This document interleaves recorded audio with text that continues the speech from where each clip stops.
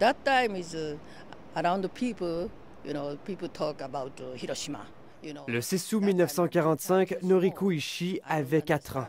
Celle qui est devenue restauratrice à Montréal se souvient de la peur, de sa mère qui la transporte dans un abri. Elle habitait non loin d'Hiroshima, au Japon.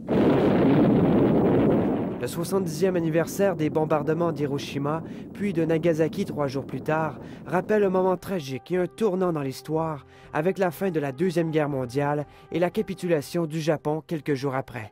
Plus de 200 000 personnes en seraient mortes sur le coup et des conséquences des radiations. Des gens ont marché, lanterne à la main, à Hiroshima, près du seul bâtiment resté debout à proximité de l'épicentre de l'explosion. Une façon de se rappeler de la souffrance causée par la bombe atomique.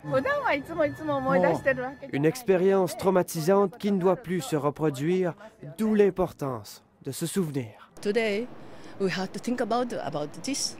It's no good, no more again. En se rappelant de cette souffrance-là, l'éducation japonaise a mis beaucoup d'emphase sur il ne faut jamais aller en guerre. Il faut toujours essayer de trouver le moyen paisible, avec discussion, pour essayer de trouver une solution à un problème et à un conflit.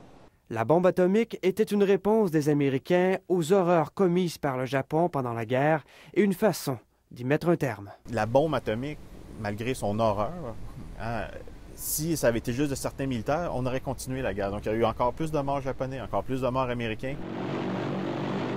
Après 1945, le Japon a été contraint de renoncer à la guerre par sa constitution. Le gouvernement songe aujourd'hui à réviser cette position. Il y a une partie de la population qui est pour ça et qui voudrait que le Japon redevienne un État à part entière, qui a le droit, disons, d'intervenir militairement s'il le faut à l'extérieur de ses frontières.